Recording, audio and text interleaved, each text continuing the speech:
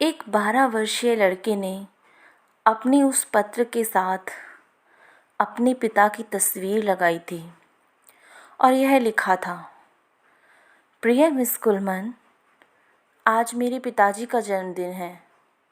वो एक गेंदबाजी के जूतों की जोड़ी खरीदना चाहते हैं, लेकिन ये तो उनके लिए बहुत ही आसान सा उपहार होगा। लेकिन मेरे पिताजी को मैं ये तोहफ़ा देने की बजाय जो वो चाहते हैं, मैं विनती करता हूँ, मेरे स्वर्गीय पिता मेरे पिता को एक जन्मदिन का तोहफ़ा दें, मेरे पिता का उद्धार। क्योंकि मिस कुलमन, मैं दुनिया में किसी भी चीज़ से अधिक चाहूँगा कि मेरे पापा अपना दिल यीशु मसीह को दें। मैं अपने पिता की काम करते हुए की तस्वीर आपको भेज रहा हूँ। मिस कुलमन, मुझे आशा है कि मैं जल्दी ही उन्हें आपसे मिलवाऊंगा। वो महान हैं। डैनी, एक 12 वर्ष का लड़का। मैंने उसके पिता की तस्वीर देखी। उसके पिता एक बढ़ई के कपड़े पहने एक अच्छे दिखने वाले व्यक्ति थे। उसको देखकर मैं आपको बता सकती हूँ कि अपने छोटे बेटे की ज़रूरतों को पूरा करने के लिए, कुछ पैसे कमाने के लिए वो अपनी उंगलियों की हड्डियों से भी कार्य करने को तैयार था। वो सोचता है कि वो एक ऐसा अद्भुत पिता है जो खाने की मेज पर खाने के पैसे दे देता है, लड़के के पैरों के लिए जूते खरीदता है, उसके शरीर के लिए कपड़े, उसके लिए एक अच्छा घर मुहैया कराता है, उसके सोने के लिए अच्छा बिस्तर मुहैया कराता है। वह सब कुछ देता है जो पैसे से खरीदा जा सकता है। लेकिन यह एक ऐसा पिता है जो छाप से चूक रहा है। वह इन सब के ऊपर केवल डॉलर या सेंट के महत्व को देख रहा है। उसके 12 साल के बेटे के पास उसके अपेक्षा कहीं अधिक बुद्धि है। मेरे पिताजी गेंदबाजी के एक जोड़ी जूते चाहते हैं। यह देने के लिए कितना आसान है। यह आसान है क्योंकि इसे पैसों से खरीदा जा सकता है। लेकिन जो ये लड़का अपने पिता के लिए चाहता है, वो कुछ ऐसा है जिसे सारी दुनिया की दौलत भी नहीं खरीद सकती।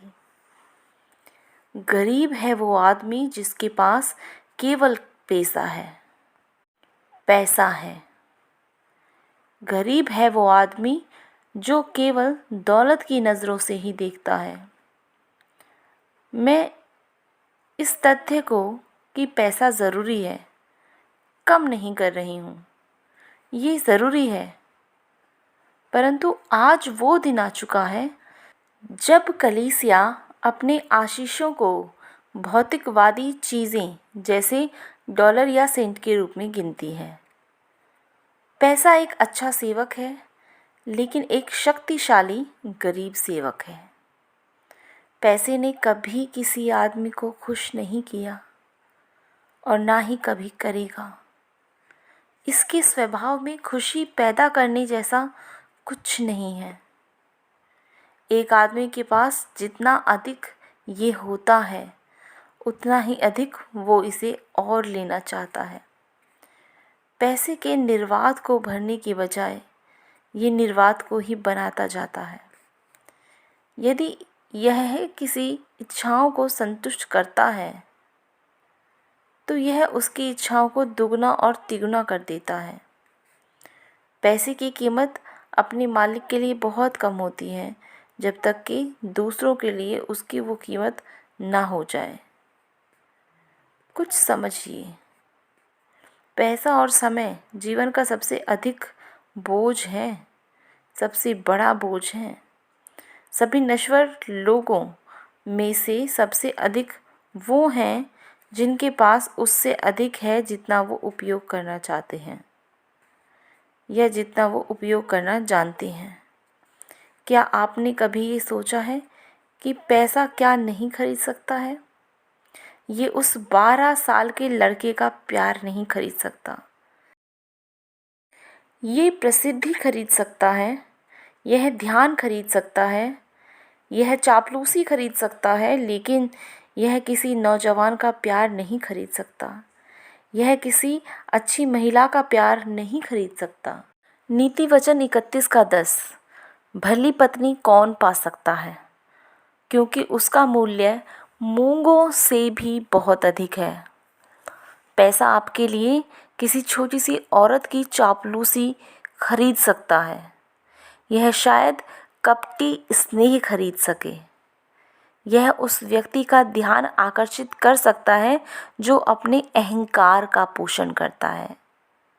लेकिन दुनिया का सारा पैसा एक अच्छी पत्नी का सच्चा निस्वार्थ प्रेम नहीं खरीद सकता। और ये इसी प्रकार है। भले ही आप पूरी दुनिया के सबसे अमीर व्यक्ति हों, लेकिन पैसा मन की शांति नहीं खरीद सकता। मेरी उम्र जितनी अधिक होती जाती है, उतना ही अधिक मैं मन की शांति को महत्व देती जाती हूँ। जो संसार में सबसे बड़ा खजाना है वो अमूल्य है। रात में लेटने के सक्षम होने के लिए, रात को सोने से पहले के उन आखिरी क्षणों में जो मन की शांति आपके पास है, वही जीवन का सबसे बड़ा उपहार है। आधी रात में जाग पाने में सक्षम होना और ठीक उसी तरह वापस लेट जाना और मन में शांति रखना ही कुछ ऐसा है जिसे पैसा नहीं खरीद सकता है। लेकिन मेरी बात सुनिए, इन सबसे अधिक एक राजाओं का धन भी आपको स्वर्ग में रास्ता नहीं देगा। मैंने देखा, जैसे कि ये सपने में था। स्वर्ग के दरवाजे के मध्य में मैं मानो एक स्वर्गदूत के पास खड़ी थी जो रास्ते की रखवाली कर रहा था। मैं वहाँ खड़ी थी। एक धनवान व्यक्ति की आत्मा आई और उसने अपने पैसे से वहाँ प्रवेश लेने की कोशिश की।